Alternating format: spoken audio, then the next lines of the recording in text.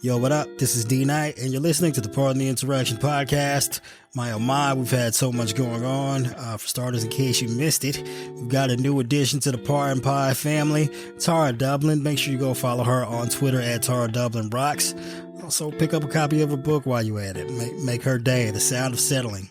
A very fun and interesting read compared to the things we talk about on this podcast.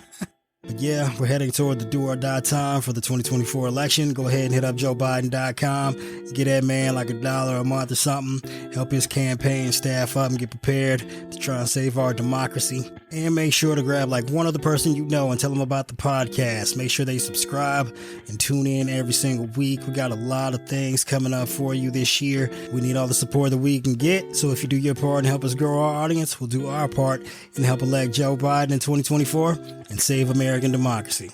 And this is the Pardon the Insurrection podcast. January 6th report, Chapter 4. Just call it corrupt and leave the rest to me. Section 1. The DOJ found no significant evidence of fraud. U.S. Attorney General William Barr knew there would be trouble before all the votes had been counted. So right out of the box on election night, the president claimed that there was major fraud underway, Barr explained. I mean, this happened, as far as I could tell, before there was actually any potential looking at evidence. President Trump was quick to claim there was major fraud based solely on the phenomenon known as the Red Mirage. As explained elsewhere in this report, Democrats were more inclined to vote via mail-in ballot during the 2020 presidential election than Republicans, who were more likely to vote in person on Election Day. This was widely known, and partly as a result of President Trump's own public statements criticizing mail-in balloting. It also created a gap in the timing of how votes were tallied. The early vote tally favored Republicans on election night because the mail-in ballots, which skewed toward Democrats, were not fully counted. This occurred not just in 2020, but also in previous elections. The president knew of this phenomenon, but exploited it on election night too, nonetheless, as he and his allies had planned to do. President Trump exploited this timing gap and used it as, quote, the basis for this broad claim that there was major fraud, Barr said. President Trump exploited this timing gap and used it as the basis for this broad claim that there was major fraud, Barr said. But the Attorney General noted that he didn't think much of that.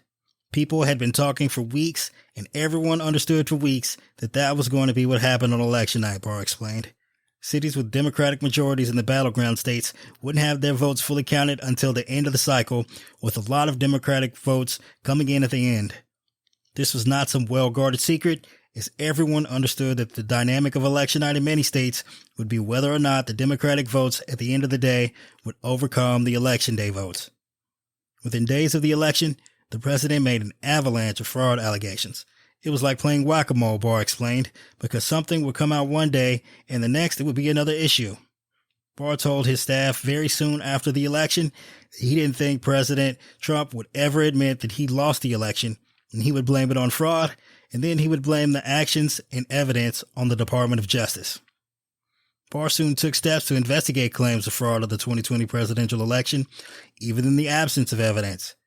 The DOJ's long-standing policy had been to avoid any substantive investigations until after the election's results were certified. As the country's premier federal law enforcement agency, DOJ is justifiably concerned that its substantial power can influence the outcome of an election, and it has enacted policies to mitigate this possibility. On November 7, 2020, the media declared former Vice President Joe Biden the winner of the presidential election. 2 days later, on November 9th, Attorney General Barr authorized wider investigations into claims of election fraud. Barr instructed DOJ and FBI personnel to, quote, pursue substantial allegations of voting and vote tabulation irregularities prior to the certification of elections in your jurisdictions in certain cases. Barr noted that nothing in his memo should be taken as any indication that the department has concluded that voting irregularities have impacted the outcome of any election. Chapter 4, Section 2, November 23, 2020. Barr challenges President Trump's election lies. As Barr predicted, the president did call on him for information about alleged election fraud. Trump challenged him with the blizzard of conspiracy theories in 3 face-to-face meetings after the election. The first such meeting occurred on November 23rd of 2020. On November 23rd, the Attorney General spoke with the White House counsel Pat Cipollone, who said that it was important for him to come to the White House and speak to President Trump.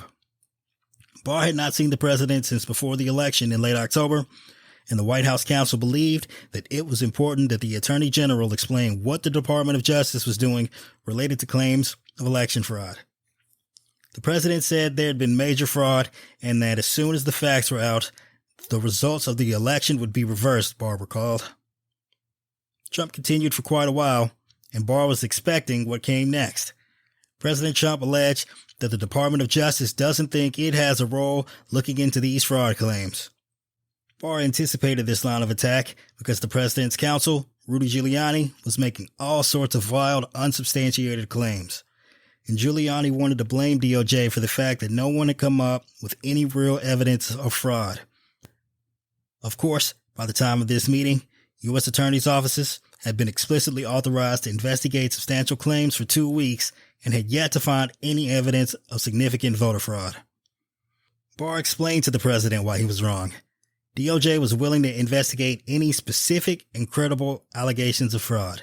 The fact of the matter was that the claims being made were just not meritorious and were not panning out. Barr emphasized to the president that DOJ doesn't take sides in elections and is not an extension of your legal team. During the November 23rd meeting, Barr also challenged one of President Trump's central lies. He specifically raised the Dominion voting machines, which I found to be one of the most disturbing allegations. Disturbing, Barr explained, because there was absolutely zero basis for the allegations, which were being made in such a sensational way that they obviously were influencing a lot of people, members of the public. Americans were being deceived into thinking that there was this systemic corruption in the system and that their votes didn't count and that these machines, controlled by someone else, were actually determining it, which was complete nonsense. Barr stressed to the president that this was crazy stuff, arguing that not only was the conspiracy theory a waste of time, but it was also doing a great disservice to the country. As Attorney General Barr left the meeting, he talked with Mark Meadows, the White House Chief of Staff, as well as Jared Kushner, President Trump's son-in-law. I think he's become more realistic and knows that there's a limit to how far he can take this, Meadows said, according to Barr. Kushner reassured Barr, "We're working on this. We're working on it." Barr was hopeful that the president was beginning to accept reality. The opposite happened. I felt things continued to deteriorate between the 23rd and the weekend of the 29th, Barr recalled. Barr was concerned because President Trump began meeting with delegations of state legislators, and it appeared to him that there was maneuvering going on. Barr had, quote, "no problem with challenging an election through the appropriate process, but worried that he didn't have any visibility into what was going on and that the president was digging in." Chapter 4, Section 3, December 1st, 2020. President Trump is irate after Barr says there is no significant fraud. Attorney General Barr had been clear that DOJ was investigating claims of fraud. The department simply was not turning up any real evidence of malfeasance and certainly nothing that would overturn the election. Just as Barr feared, the president turned on DOJ anyway. On November 29th of 2020, Fox News' Maria Bartiromo interviewed President Trump. It was his first TV interview since he lost his bid for re-election. The president claimed the election was rigged and rife with fraud. President Trump repeated various conspiracy theories, leading with the claim that Dominion's voting machines had glitches, which moved thousands of votes from my account to Biden's account. President Trump pointed to dumps of votes, a reference of the batches of mail-in ballots that had been tabulated later in the counting process. He rambled off various other spurious allegations, including that dead people voted in significant numbers. "This is total fraud," Trump said, and how the FBI and Department of Justice, I don't know, maybe they're involved, but how people are getting away with this stuff, it's unbelievable. This election was rigged. The election was a total fraud. "Where's the DOJ and FBI in all of this, Mr. President?" Bartiromo asked. "You have laid out some serious charges here. Shouldn't this be something that the FBI is investigating?" "Are they? Is the DOJ investigating?" Bartiromo asked incredulously. "Missing in action," the president replied. "Can't tell you where they are. He conceded that when he asked if DOJ and FBI were investigating, everyone says yes, they're looking into it. But he didn't leave it there. You would think if you're the FBI or Department of Justice, this is the biggest thing you could be looking at, President Trump said. Where are they? I've not seen anything. I mean, just keep moving along. They go on to the next president. He claimed the FBI was not even investigating Dominion, adding the votes processed in its machines are counted in foreign countries. None of this was true. Just 6 days earlier, Attorney General Barr had explained to President Trump how DOJ and FBI were investigating fraud claims. Barr also made it a point to emphasize that the Dominion claims were nonsense. The president simply lied. The crazy stuff, as Barr put it, was all Trump could cite. Attorney General Barr then decided to speak out. He invited Michael Balsamo, an Associated Press reporter, to lunch on December 1st. Barr told the journalist that to date, we have not seen fraud on a scale that could have affected a different outcome in the election. That made the president irate.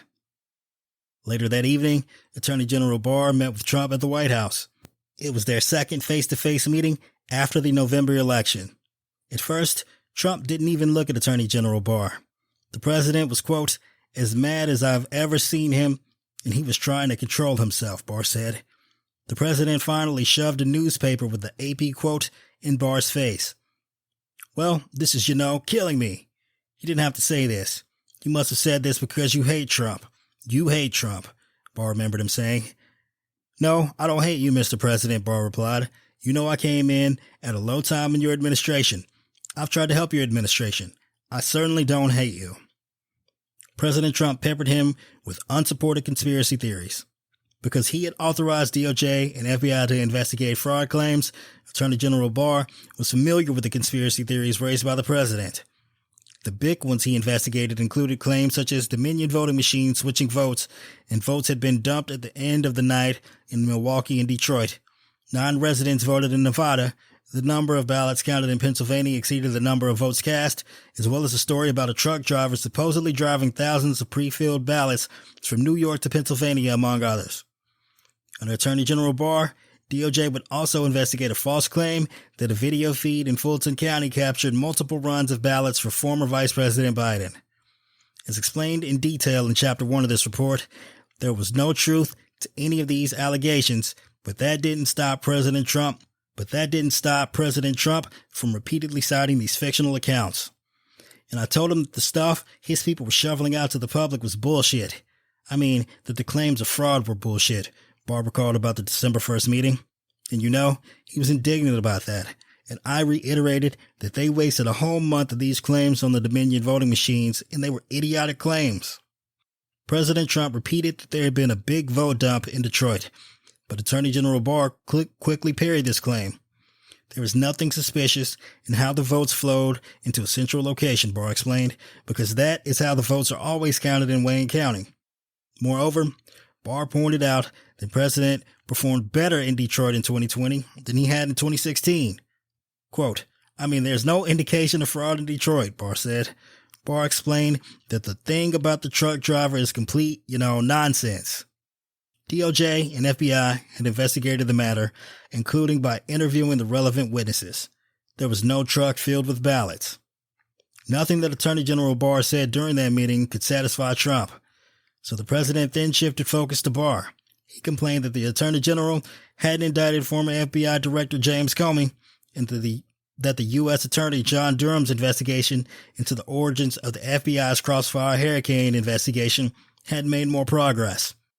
Look, I know that you're dissatisfied with me, Barr said, and I'm glad to offer my resignation. Trump pounded the table in front of him with his fist and said, accepted.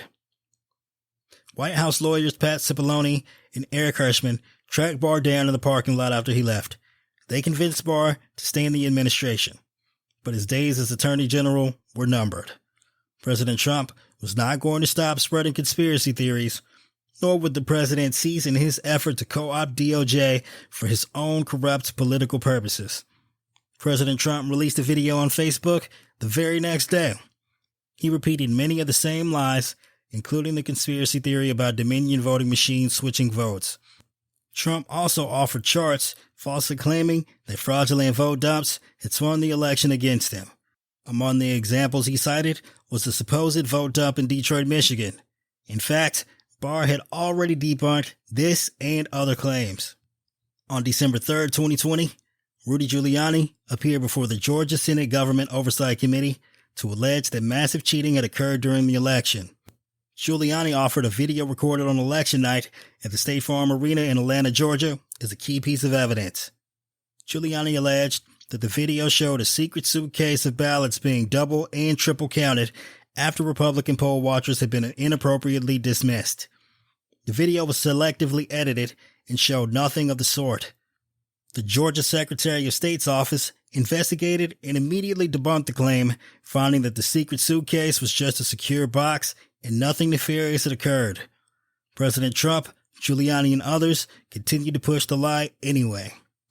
On December 4th, Attorney General Barr asked B.J. Pack, who was then the U.S. Attorney for the Northern District of Georgia, to independently investigate the State Farm claim.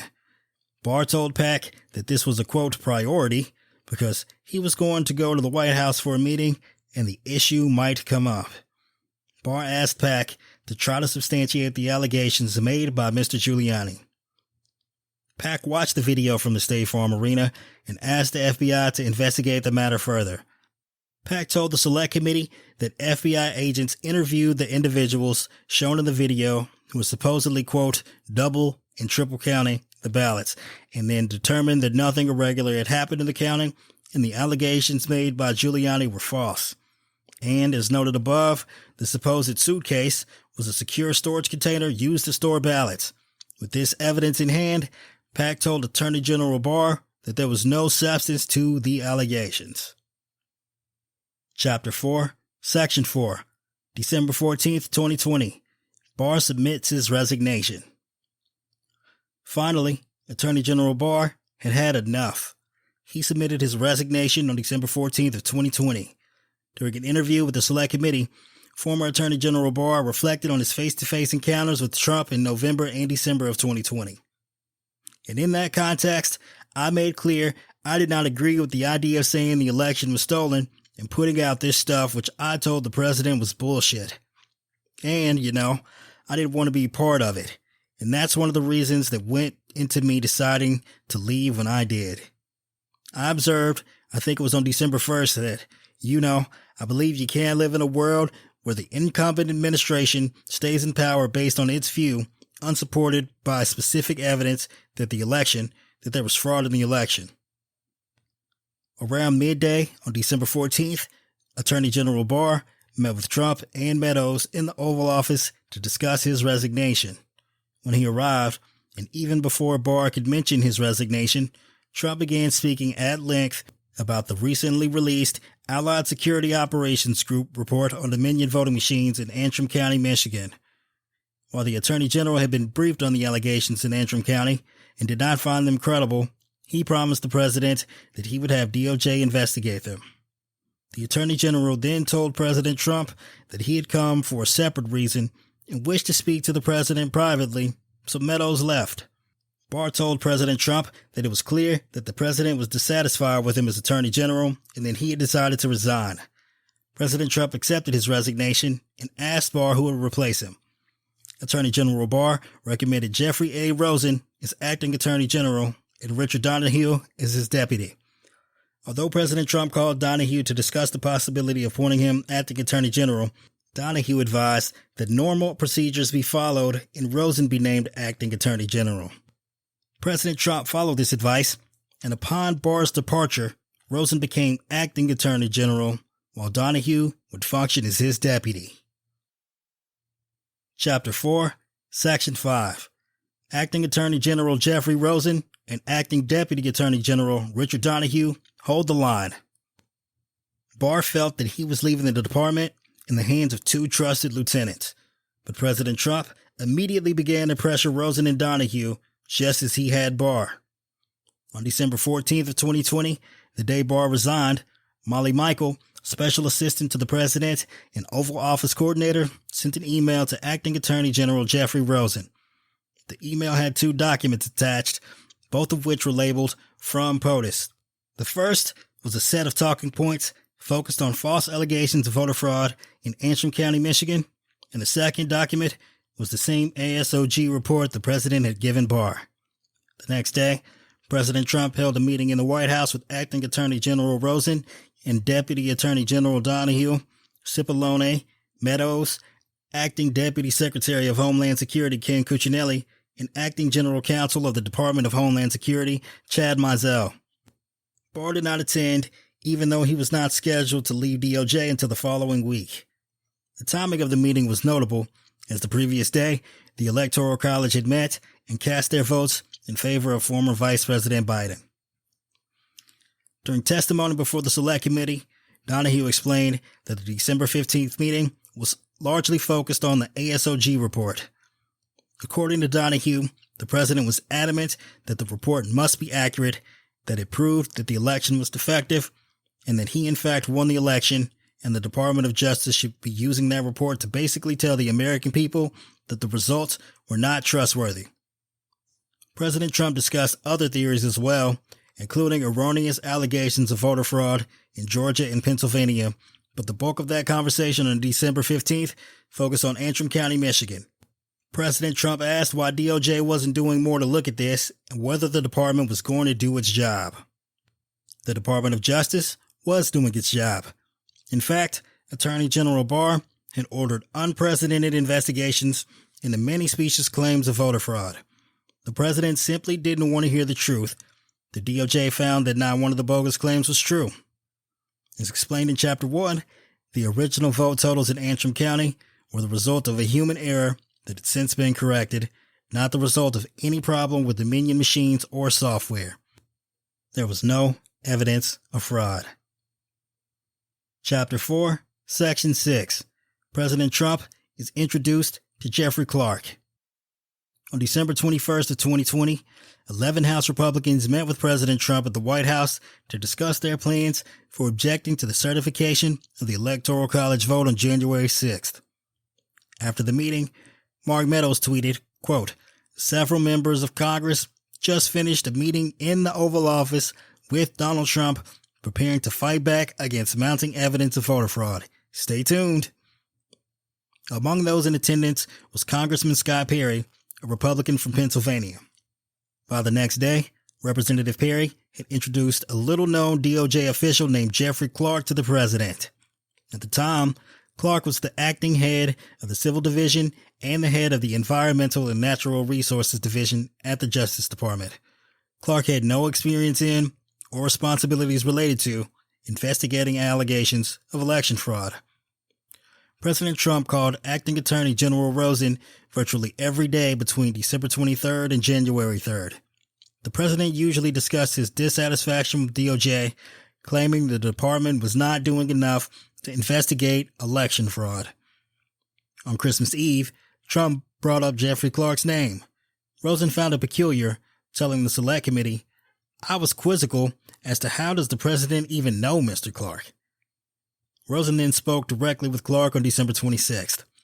Clark revealed that he had met with the president in the Oval Office several days prior. Clark had told the president that if he were to change the leadership of the Department of Justice, then the department might be able to do more to support the president's claims that the election had been stolen from him. In his discussion with Acting Attorney General Rosen, Clark was defensive and apologetic, claiming that the meeting with the president was inadvertent and it would not happen again, and that if anyone asked him to go to such a meeting, he would notify Rich Donahue and Rosen. Of course, Clark had good reasons to be defensive. His meeting with Trump and Representative Perry on December 22nd was a clear violation of department policy, which limits interactions between the White House and the department staff. As Stephen Engel, former Assistant Attorney General for the Office of Legal Counsel, explained to the Select Committee, it is critical that the Department of Justice conducts its criminal investigations free from either the reality or any appearance of political interference. For that reason, the department has long-standing policies in place across administrations to keep these communications as infrequent and at the highest levels as possible, just to make sure that people who are less careful about it, who don't really understand these implications, such as Mr. Clark, don't run afoul of these contact policies. Rosen added that only the Attorney General or Deputy Attorney General can have conversations about criminal matters with the White House, or they can authorize someone from within DOJ to do so. Clark had no such authorization. Representative Perry continued to advocate on Clark's behalf, though. The congressman texted Meadows on December 26, writing, "Mark, just checking in as the time continues to count down. 11 days to 1/6 and 25 days to inauguration. We've got to get going." Representative Perry followed up, "Mark, you should call Jeff. I just got off the phone with him, and he explained to me why the principal deputy position won't work, especially with the FBI. They will view it as not having the authority to enforce what needs to be done." Meadows responded, "I got it. I think I understand. Let me work on the deputy position." Representative Perry then sent additional texts. "Roger, just sent you something on Signal. Just sent you an updated file.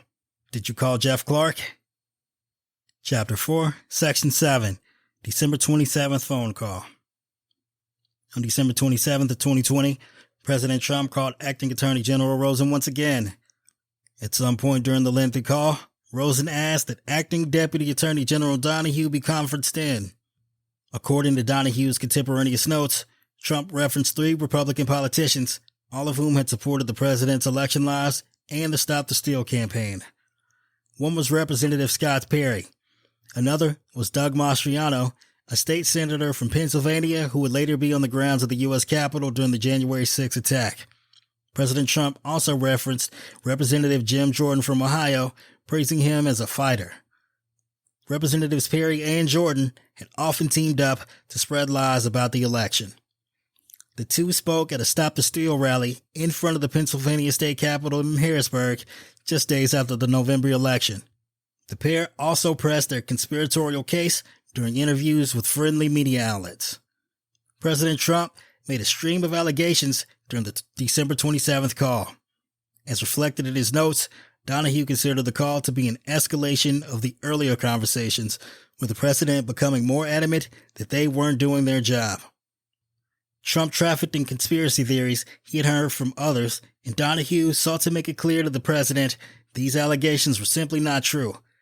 Donahue sought to correct President Trump in a serial fashion as he moved from one theory to another. The president returned to the discredited ASOG report, which Attorney General Barr had already dismissed as complete nonsense.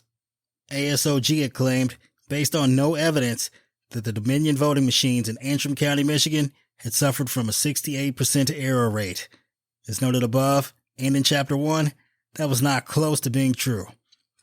Bipartisan election officials in Antrim County completed a hand recount of all machine-processed ballots on December 17th of 2020, which should have ended the lies about Dominion's voting machines. The net difference between the machine count and the hand recount was only 12 out of 15,718 total votes. The machines counted just 1 vote more for former Vice President Biden than was tallied during the hand recount. Donahue informed the president that he cannot and should not be relying on ASOG's claims because it was simply not true. This, however, did not stop the president from later repeating the debunked allegation multiple times, including during his January 6 speech at the Ellipse. Acting Deputy Attorney General Donahue debunked a series of other conspiracy theories offered by President Trump during the December 27th call as well. One story involved a truck driver who claimed they had moved an entire tractor-trailer of ballots from New York to Pennsylvania. There was no truth to the story. The FBI interviewed witnesses at the front end and the back end of the truck's transit route, looked at loading manifest, questioned the truck driver, and concluded that there were no ballots in the truck. Trump then returned to the conspiracy theory about voting in Detroit. Former Attorney General Bill Barr had already debunked the claim that a massive number of illegal votes had been dumped during the middle of the night, but the president would not let it go. President Trump alleged that someone threw the poll watchers out, and you don't even need to look at the illegal aliens voting. Don't need to. It's so obvious. The president complained that the FBI will always say there's nothing there because while the special agents, the line guys, supported him, the Bureau's leadership supposedly did not. This was inconsistent with Donahue's view. But President Trump complained that he had made some bad decisions on leadership at the FBI. President Trump also wanted to talk a great deal about Georgia and the State Farm Arena video, claiming it was fraud staring you right in the face. Trump smeared Ruby Freeman, a Georgia election worker who was merely doing her job, as a huckster and an election scammer. Trump said the networks, meaning the television networks, had magnified the tape and saw them running ballots through repeatedly. The president repeated the lie that Democrats had closed the facility and then came back with hidden ballots under the table. He suggested that both Rosen and Donahue go to Fulton County and do a signature verification. They would see how illegal it is and find tens of thousands of illegal ballots. President Trump kept fixating on the supposed suitcase in the video, but Acting Deputy Attorney General Donahue debunked the president's obsession. There is no suitcase, Donahue made clear. Donahue explained that the DOJ had looked at the video and interviewed multiple witnesses. The suitcase was an official lockbox filled with genuine ballots. And election workers simply did not scan ballots for former Vice President Biden multiple times. All of this was recorded by security cameras. In response to what Trump was saying during the conversation, Rosen and Donahue tried to make clear that the claims that Trump made weren't supported by the evidence. You guys must not be following the internet the way I do, the president remarked. But President Trump was not finished peddling wild conspiracy theories. Trump pushed the claim that Pennsylvania had reported 205,000 more votes than there were voters in the fucking state. Breaking character there. We'll look into whether we have more ballots in Pennsylvania than registered voters, Acting Attorney General Rosen replied, according to Donahue. They should be able to check that out pretty quickly. But Rosen wanted President Trump to understand that the DOJ can't and won't snap its fingers and change the outcome of the election. It doesn't work that way. I don't expect you to do that, President Trump responded. Just say the election was corrupt and leave the rest to me and the Republican congressman. Donahue explained that this is an exact quote from the president. We have an obligation to tell people that this was an illegal, corrupt election, President Trump told the DOJ team at another point of the call. Trump insisted that this was DOJ's obligation, even though Rosen and Donahue kept telling him there was no evidence of fraud sufficient to overturn the outcome of the election. We're doing our job, Donahue informed the president. Much of the info you're getting is false. The call on December 27th was contentious for additional reasons. Trump did not want to accept that the DOJ was not an arm of his election campaign. He wanted to know why the department did not assist his campaign's civil suits against states. There was a simple answer. There was no evidence to support the campaign's claims of fraud. Donahue and Rosen also tried to explain to the president on this occasion and several other occasions that the Justice Department has a very important, very specific, but very limited role in these elections. The states run their elections, and DOJ is not quality control for the states. DOJ has a mission that relates to criminal conduct in relation to federal elections and also has related civil rights responsibilities. But the DOJ cannot simply intervene to alter the outcome of an election or support a civil suit. When President Trump made these demands on December 27th, it was already crystal clear that DOJ had found no evidence of systemic fraud. The department simply had no reason to assert that the 2020 election contest was an illegal, corrupt election. People tell me Jeff Clark is great and that I should put him in, President Trump said on the call. People want me to replace the DOJ leadership.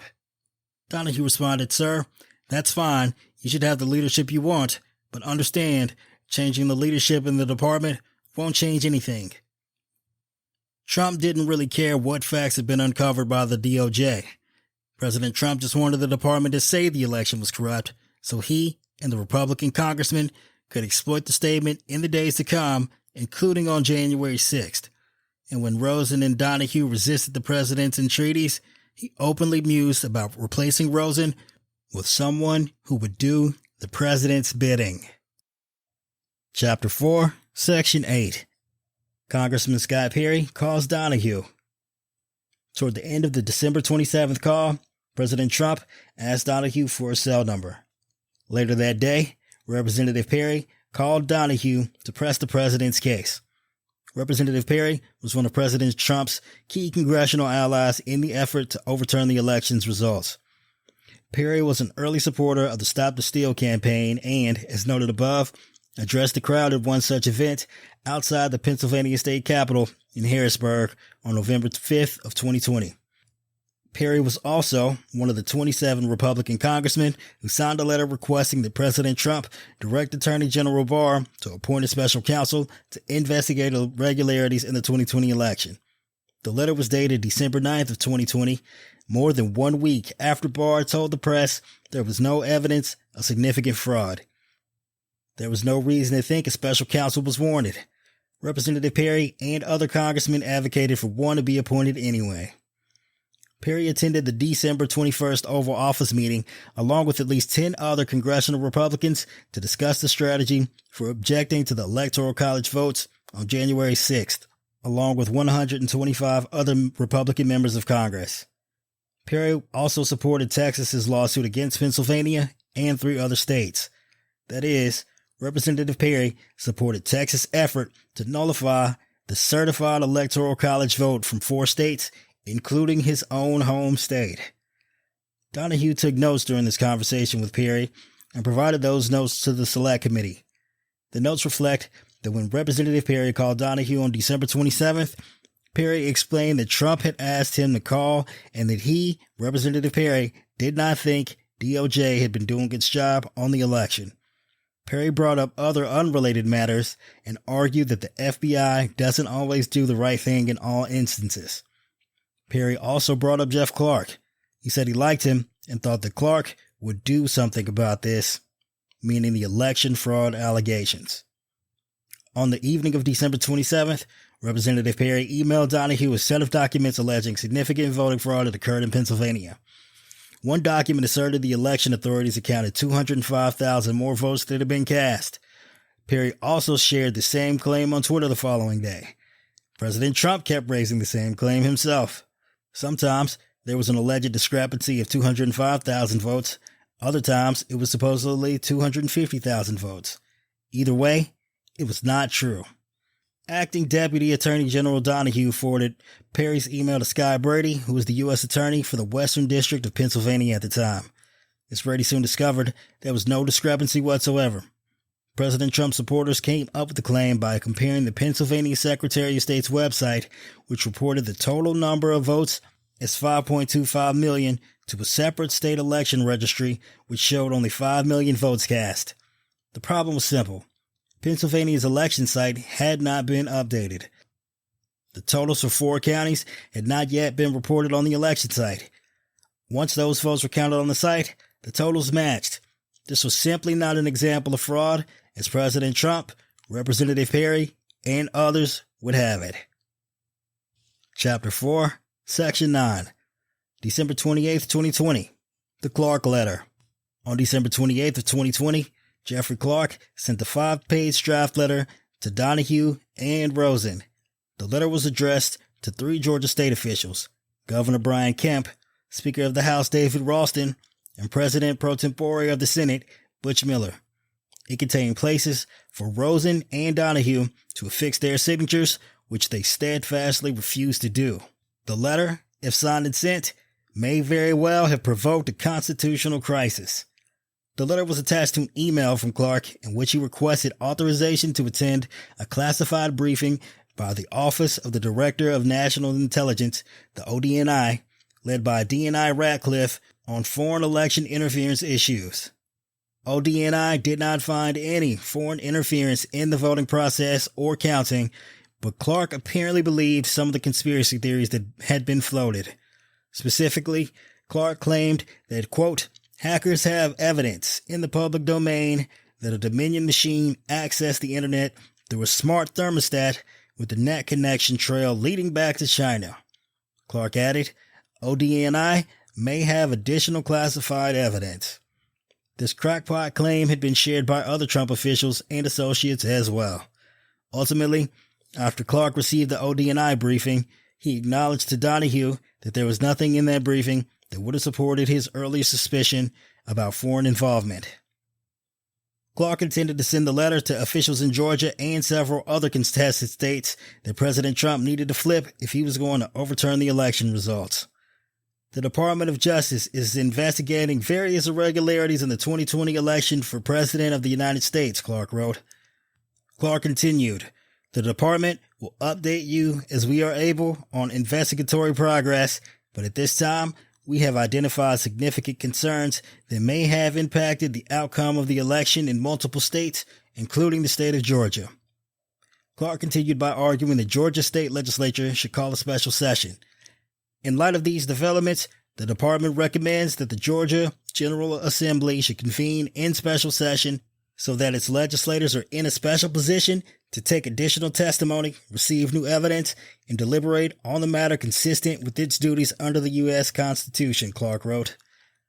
Clark referenced the fake electors that the president and his campaign organized and argued that there were two competing slates of electors, both of which were legitimate. The department believes that in Georgia and several other states, both a slate of electors supporting Joseph R. Biden Jr. and a separate slate of electors supporting Donald J. Trump gathered on December 14, 2020, at the proper location to cast their ballots, and that both sets of those ballots have been transmitted to Washington, D.C. to be opened by Vice President Pence, Clark wrote. The letter was a lie. Senior DOJ officials, Barr, Rosen, and Donahue, had repeatedly stated the opposite.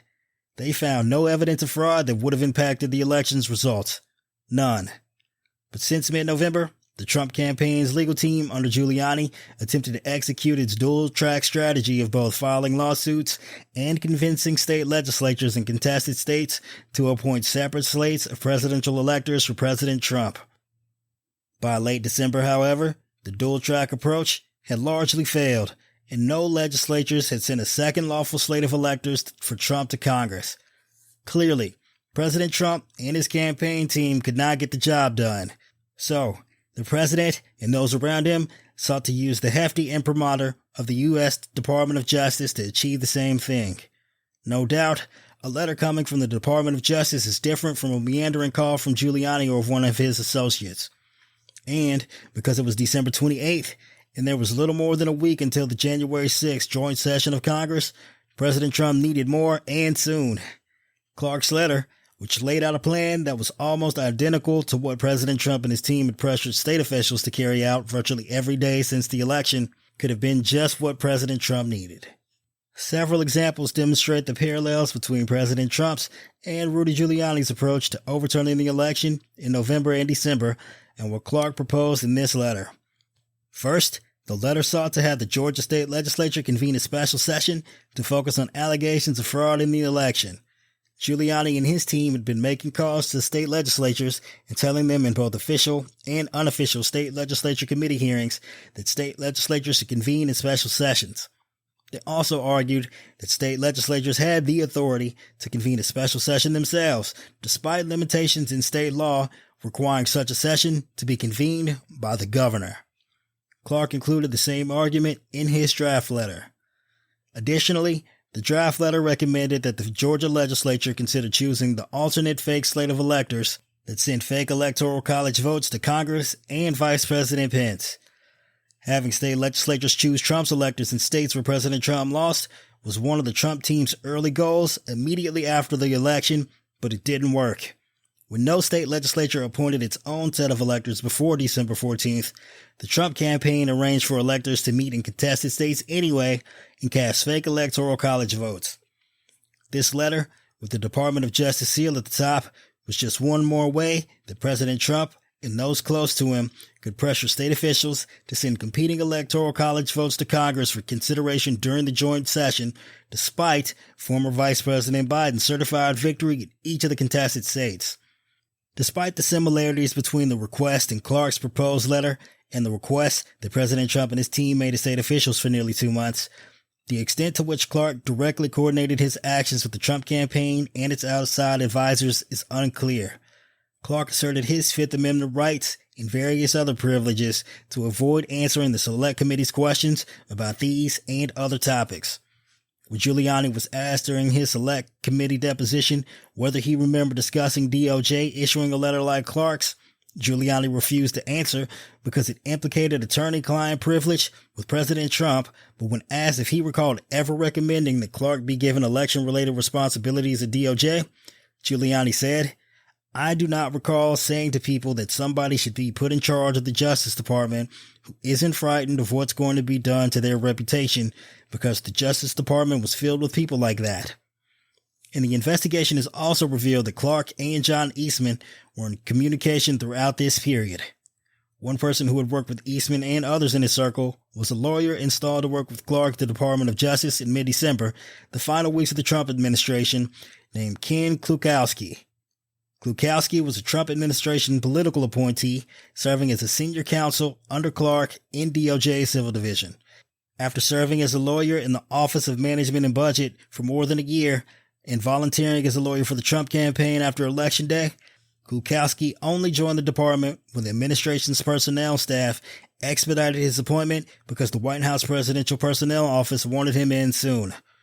On the morning of December 28th, Clark asked Klukowski to draft a Georgia letter for him. Clark dictated the substantive key points of the letter to Klukowski and told him exactly what to include. After several meetings with Clark throughout the day to update him on progress, Klukowski turned in his assignment and gave the letter to Clark, which Clark sent along to Acting Attorney General Rosen and Acting Deputy Attorney General Donahue, as described above. Donahue quickly responded to Clark's email, stating that there is no chance that I would sign this letter or anything remotely like this. The plan set forth by Clark was, quote, "not even within the realm of possibility."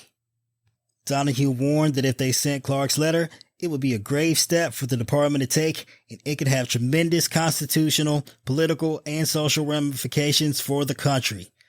Contrary to President Trump and Clark's wild claims about the election, Donahue stressed that DOJ's ongoing investigations related to matters of such small scale that they simply would not impact the outcome of the presidential election.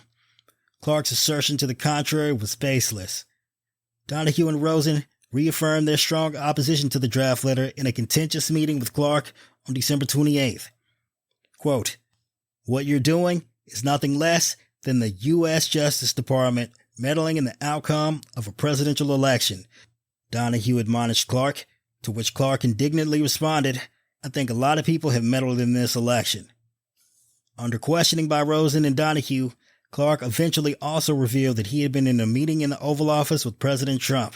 Donahue demanded to know, "Why the hell are we hearing your name from the President of the United States and a congressman?" When Clark was reminded that meeting the president without authorization or informing his superiors was a clear violation of the White House contacts policy, he retorted, "It's a policy. There's a lot more at stake here than a policy." In fact, the contacts policy was designed for situations just like this, where political figures might try to influence criminal investigations or legal actions taken by the Department of Justice, as President Trump is attempting to do. In the days that followed, Clark called witnesses, got a briefing from ODNI, and pursued his own investigations. Acting Deputy Attorney General Donahue was shocked to learn that Clark did not cease his efforts even after learning there was no foreign interference. Instead of adhering to the facts, Clark doubled down.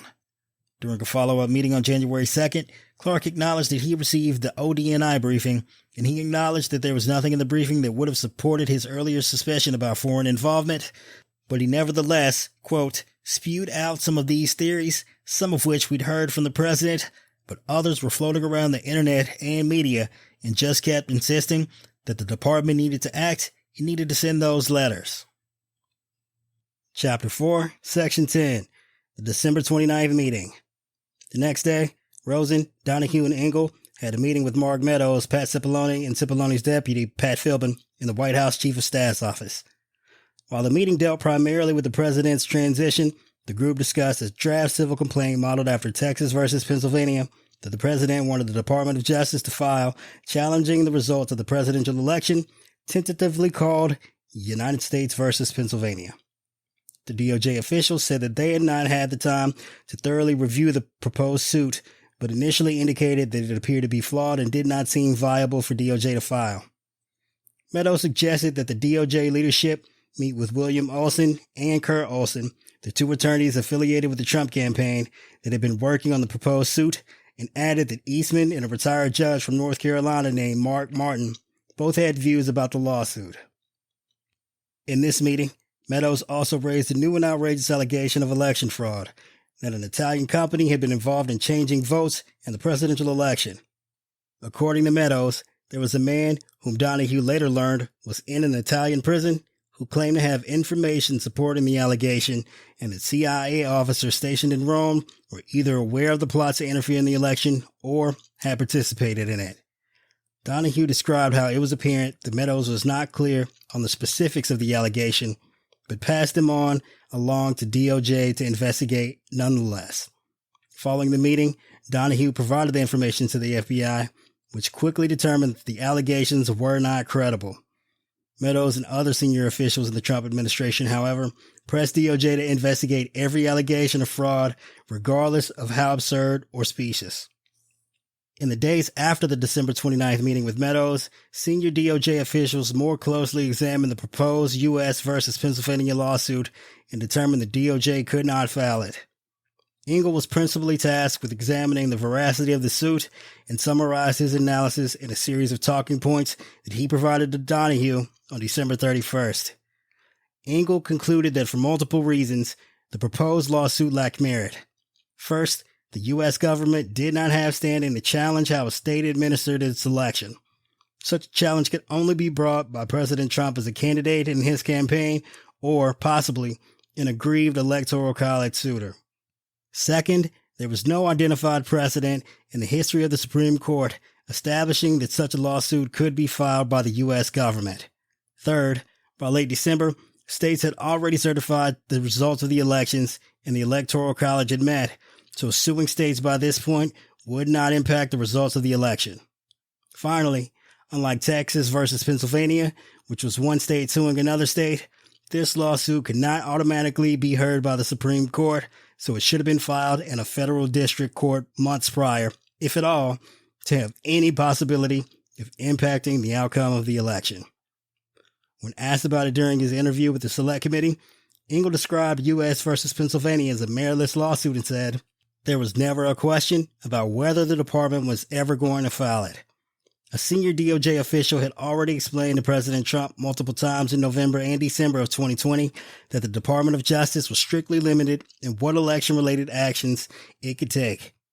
It could not oversee states' actions in administering their elections, and it could not support litigation filed by President Trump's campaign.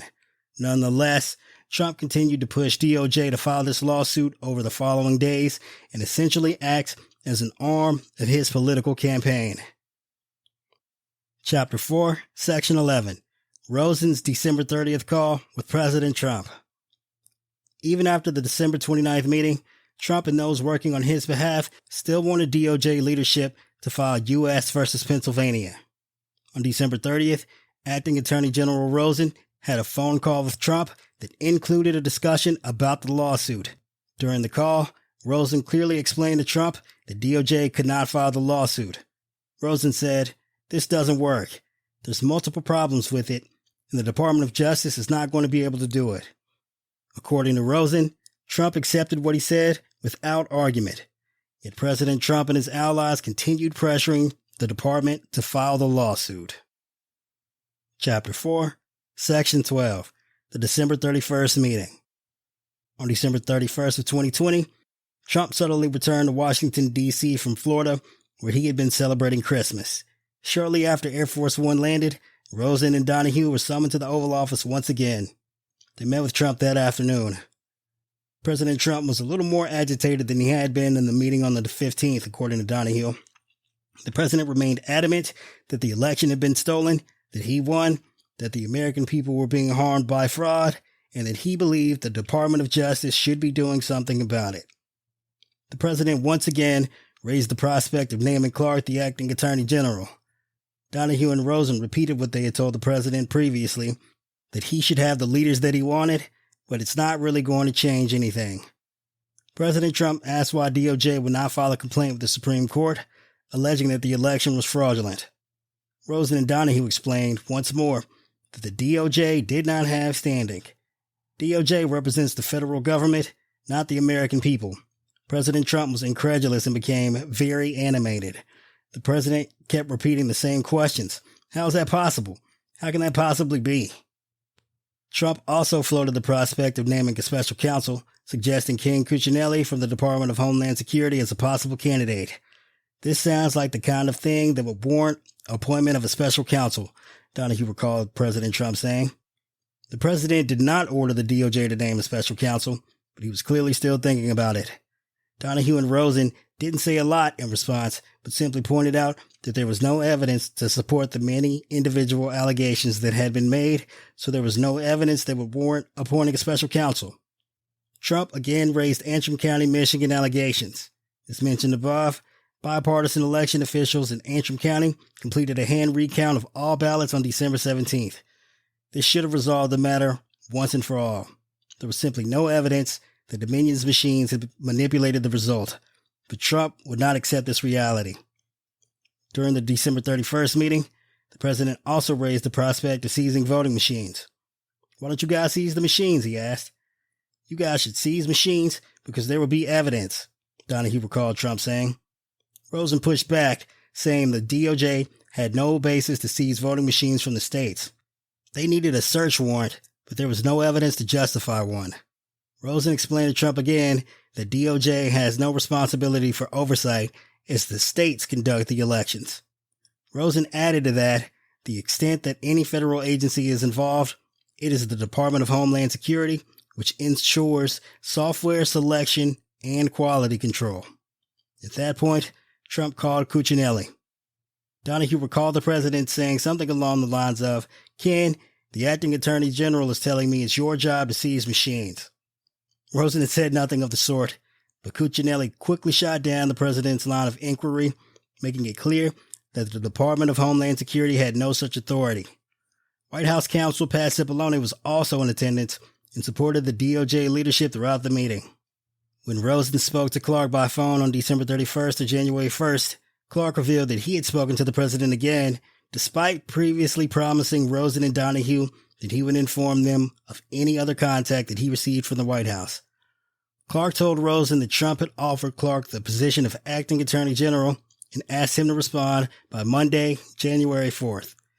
Clark, however, said that he needed to do some due diligence related to claims of election fraud before deciding whether he would accept the president's offer. Chapter 4, Section 13, January 2nd, 2021. Rosen and Donahue confront Clark again. On Saturday, January 2nd, Rosen and Donahue attempted once again to persuade Clark to stand down. The two reiterated that Clark should stop meeting with the president. Donahue reprimanded Clark, emphasizing that he was the boss and that Clark's ongoing contacts with the president were a violation of DOJ's White House contact policy. Clark acknowledged that he had been briefed by the ODNI as he had requested, and that there was nothing in that briefing that would have either supported his earlier suspicion about foreign involvement. Nevertheless, Clark still wanted to send his letter to Georgia and other contested states alleging voter fraud.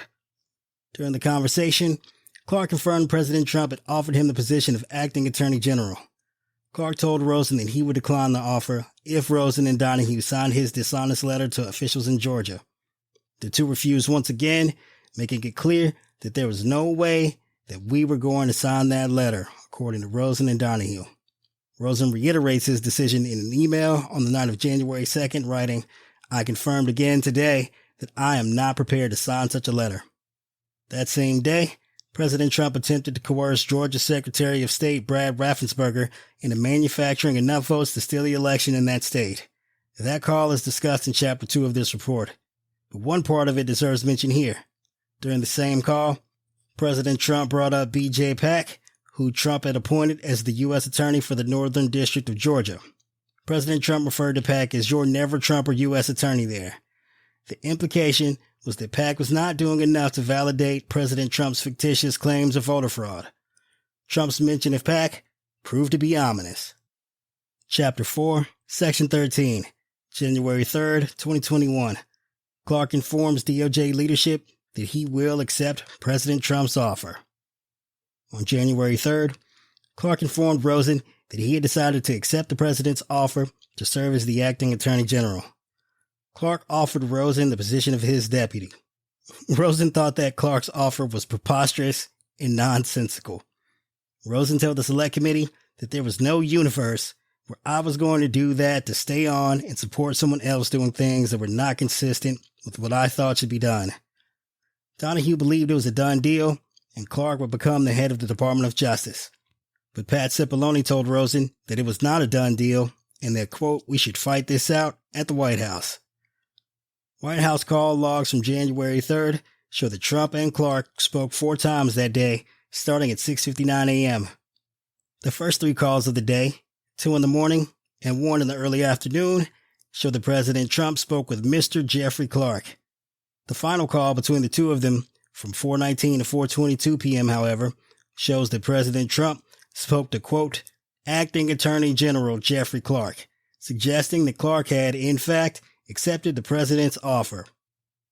Acting Attorney General Rosen told the Select Committee that he would have felt comfortable being replaced by either Donahue or Engel, but he did not want for the Department of Justice to be put in a posture where it would be doing things that were not consistent with the truth, were not consistent with its own appropriate role, or were not consistent with the Constitution.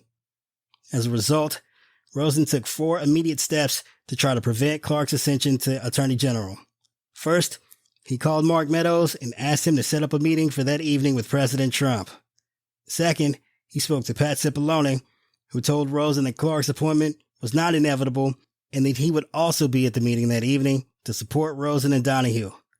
Third, Rosen called Joseph Engel and asked him to come to DOJ headquarters so he could attend the White House meeting.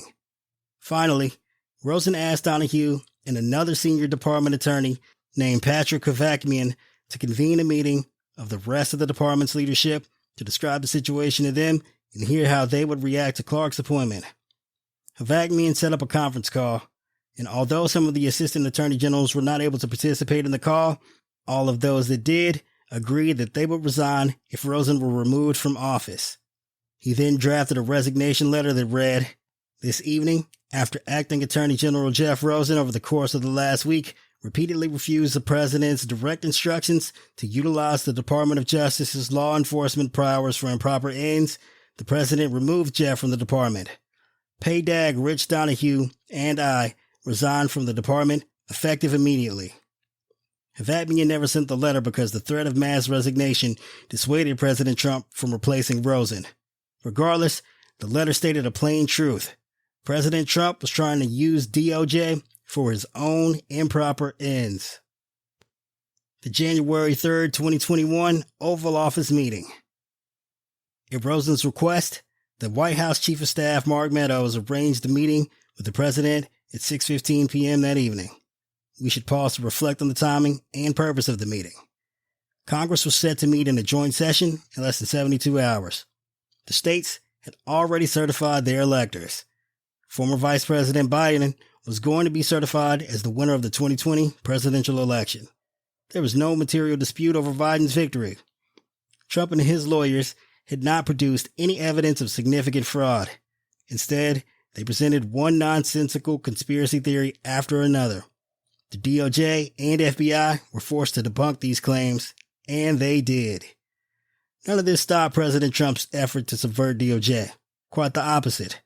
Trump pushed forward with the plan to install Jeff Clark as the acting attorney general, apparently to attempt to interfere with the certification of the Electoral College vote on January 6th. It is for this reason Rosen requested an emergency meeting on January 3rd. Before heading into the Oval Office, Rosen and Donahue discussed the possible leadership change with Cipollone and Pat Philbin. They were completely opposed to it, Donahue explained. In fact, no one who attended the Oval Office meeting supported the leadership change other than Jeff Clark. Donahue didn't initially join the meeting, but the president soon called him in. During the meeting, Clark attempted to defend the last-minute move to make him acting attorney general. Clark said he would conduct real investigations that would, in his view, uncover widespread fraud. Clark declared that this was the last opportunity to sort of set things straight with this defective election, and he had the intelligence, the will, and desire to pursue these matters in the way that the president thought most appropriate. Everyone else quickly disagreed. President Trump asked Donahue and Engel what they would do, and both confirmed that they would resign. Donahue added that theirs would not be the only resignations. Quote, "You should understand that your entire department leadership will resign," Donahue recalled saying. This included every assistant attorney general. "Mr. President, these aren't bureaucratic leftovers from another administration," Donahue continued. "You pick them. This is your leadership team. You sent every one of them to the Senate. You got them confirmed." Donahue argued that the president would look bad in the wake of mass resignations. "What is that going to say about you when we all walk out at the same time?" Donahue recalled asking the president, "And what happens if, within 48 hours, we have hundreds of resignations from your Justice Department because of your actions? What does that say about your leadership?" Engel reinforced Donahue's point, saying that Clark would be leading a graveyard. White House counsel Pat Cipollone threatened to resign as well, describing Clark's letter as a murder-suicide pact. Cipollone warned that the letter would damage everyone who touches it, and no one should have anything to do with it. Some of the participants in the meeting argued that Clark was the wrong person for the job of Attorney General. Clark attempted to defend his credentials, arguing that he had been involved in complicated civil and environmental litigation. "That's right. You're an environmental lawyer," Donahue fired back. "How about you go back to your office and we'll call you when there's an oil spill?" The meeting lasted approximately 3 hours. Only toward the end of the contentious affair did President Trump decide to reverse his earlier decision to make Clark acting assistant attorney general. Donahue recalled the president addressing Clark along the following lines. "I appreciate your willingness to do it. I appreciate you being willing to suffer the abuse. But the reality is, you're not going to get anything done. These guys are going to quit. Everyone else is going to resign. It's going to be a disaster. The bureaucracy will eat you alive. And no matter how you want to get things done in the next few weeks, you won't be able to get it done, and it's not going to be worth the breakage." Clark tried to change Trump's mind, saying, "History is calling this our opportunity, and we can get this done." But Trump was clearly rattled by the threat of mass defections and reiterated that the change would not happen. Trump then wondered what would happen to Clark and if Donahue was going to fire him. Donahue explained that only the president had that authority. That was the end of the matter. "And we all got up and walked out of the Oval Office," Donahue recalled. But for one DOJ employee, the matter was not entirely settled. During the January 3rd meeting in the Oval Office, President Trump complained bitterly about B.J. Pack, the U.S. Attorney for the Northern District of Georgia. Barr had tasked Pack with investigating the State Farm Arena video early in December 2020. Like the FBI and Georgia state officials, Pack concluded that nothing nefarious had occurred. President Trump was dissatisfied. "No wonder nothing's being found in Atlanta, because the U.S. Attorney there is a never-Trumper," Donahue recalled Trump saying. Donahue objected, saying Pack had been doing his job. But Trump insisted, pointing out that Pack had criticized him years earlier. "This guy's a never-Trumper," Trump reiterated. "He should never have been in my administration to begin with. How did this guy end up in my administration?" The president threatened to fire Pack. When Donahue pointed out that Pack was already planning to resign the next day, a Monday, Trump insisted that it be Pack's last day on the job. Pack later confirmed to Donahue that he would be leaving the next day. Trump asked if those in attendance at the Oval Office meeting knew Bobby Christine, who is the U.S. Attorney for the Southern District of Georgia. Even though Pack had a first assistant who was next in line for Pack's job upon his resignation, Trump wanted Christine to take the role. Christine did take over for Pack, but he did not find any evidence of fraud either. It was Donahue's impression that Christine concluded that the election matters were handled properly. Later in the evening of January 3rd, Trump called Donahue to pass along yet another conspiracy theory.